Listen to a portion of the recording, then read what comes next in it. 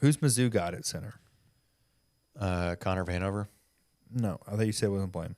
Well, he's not playing. I don't know who will play center for them tomorrow. Okay. Or Friday. As long as he's not. I mean, It's pretty interesting if you look at the numbers from the first game. I don't know who did Missouri play in the first game. They played the Golden Lions out of Pine Bluff, Arkansas. yes. The numbers, the final numbers in terms of stats were almost identical to what the Tigers did. Shooting wise, 3-point shooting, overall field goal percentage, points allowed, points to points scored. It's actually pretty interesting stuff. Yeah. I will say the glaring difference is that Mizzou shot 90% from free throws on 20 attempts. Yeah. That is a difference maker. They have a 7'2", 245 senior. Looks like a transfer from Cleveland State. That's a big body. Man, they got some big boys over there. Yeah, they got Caleb Brown. Kind of thought he was going pro, but he's back. I don't know if you've seen that dude. He is huge. Huge. Definitely thought he was an NBA guy, but he came back.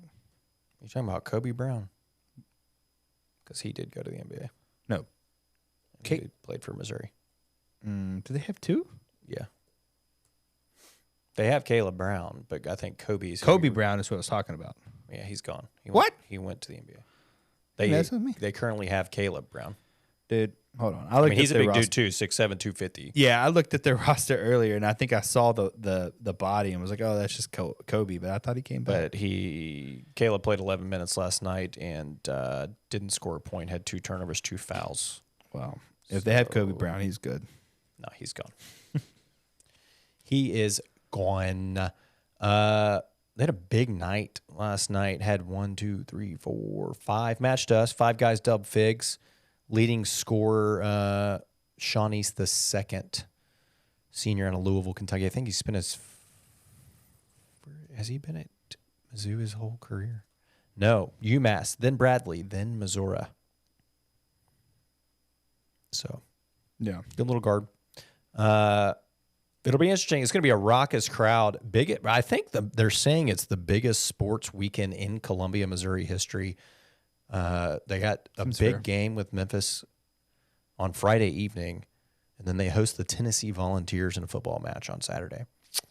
So a pretty hostile environment we're going into because you know damn well that those visiting Tennessee fans are going to go in to Mizzou Arena on Friday night, and you're going to have Tennessee and Missouri fans rooting against us. Yeah. 100%. It is what it is, dude.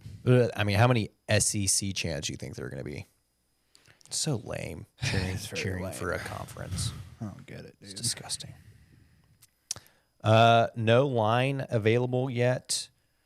I didn't realize Mizzou Arena was that big.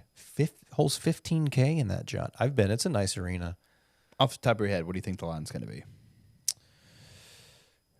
I think it's probably going to be close to a pick 'em, but if I had to guess, I'm going to say just from home favorites. I was going to say Mizzou 5.5. 5. I was going to say like Mizzou 2.5. I think it's home. Ken Palm's got it as an 81-80 ball game, 50-50, with Missouri getting the edge because of it being at home. Okay. Real toss-up. They are 56th currently in Ken Palm. We're 34th. Offense efficiency-wise, they are 27th. We're 26th, so very similar. Sure.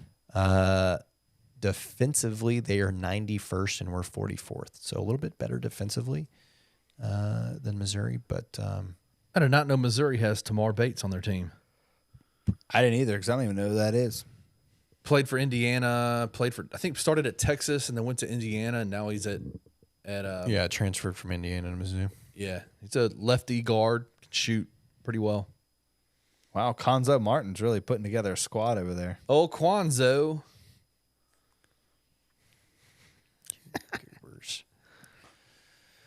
I'm just trying to think of a random Mizzou coach off the top of my head. All right, Timothy, what else you got for Missouri? Anything? I don't think I have anything. How important is this game? I'm going to say pretty important. I'm going to be honest with you. This feels like a game that we would lose. in previous years, and I don't know that you can afford to do that, especially with Vandy falling to Presbyterian. Is that who they lost to today? This evening, Kenneth? Yes, it is. They lost by 11. And then VCU losing to McNeese at home last night. Your non-con. Will Wade, man. He wasn't even there, so Going that's down. impressive. Is not looking great already. Just 24 hours into the collegiate basketball season. I'm not going to say it's must win, but you need to win it. It's not must win, it's need to win. I was going to originally ask how important is that win, but then I wanted to change it to which win is the most look, I important don't think to win. losing a Which game basketball game on November the 10th is going to come back and be that big of a deal. But given what we're already seeing out of some of the future opponents, Sure. like on the road at Missouri, it could end up being a quality win, and those are going to be few and far between once you get into January. Well, that's kind of why I asked if I was going to ask why it was the biggest game, because it's a true road game. You know, you have Missouri, potentially Michigan, potentially Arkansas neutral site games in the battle for Atlantis. Yeah. Look at the rest of the schedule. At Texas A&M is a good team. They're very good, but is that as good as a win against Mizzou? Top I think 15 it in would the be country. better. Yeah, they're better. I mean, it's hard to say now because it could be something similar as last year, right? Where A&M came in, they were supposed to be top 25. They ended up being fine at the end of the year, but they started the year off rough. It ended up being the best win on the Tigers' schedule last year. Yeah, it did. But at the time, outside of the Houston game, when you initially played them and they were supposed to be top 25 to start the year, it wasn't, because I think they were like 6-5 or something when they came. Yeah. They kind of hit a little, took a little bit for them to get going. I want to win it. Again, November the 10th, second game without Penny. I don't think it's going to kill you, but it's definitely a nice to have for sure. And we openly agree, all three of us, it doesn't matter. Do you think having Penny or not having Penny sways the game in one way or the other? I think it does.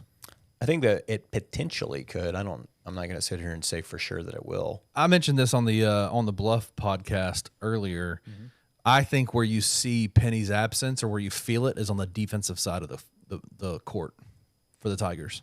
You don't think Faraji has anything to do with that? Isn't he a big defensive guy too? No, he is, but I mean, when you see Penny coaching on the sideline, he is actively more involved in coaching and guiding on the defensive side than he is on the offensive side. Yeah. That's his calling card, man. I really do feel like even some of those like runs to the basket that Jackson State got on Memphis would probably be schemed and adjusted very quickly with Penny out there. I feel that I might be wrong. I can see that for sure. I might be wrong, but that's what I feel like. I think offensively, I don't think the Tigers have any worries. I don't either. I mean, you've put up 100, 194 in your first three times out. I think dudes defensively, all over the court that can score at any given time and put the ball in the basket. So I don't think there's going to be any issue offensively at all. Only thing that I think that potentially may come back to kind of bite us is we did kind of struggle against Jackson State in zone last night. And I'm pretty sure Mizzou runs zone albeit like a different zone.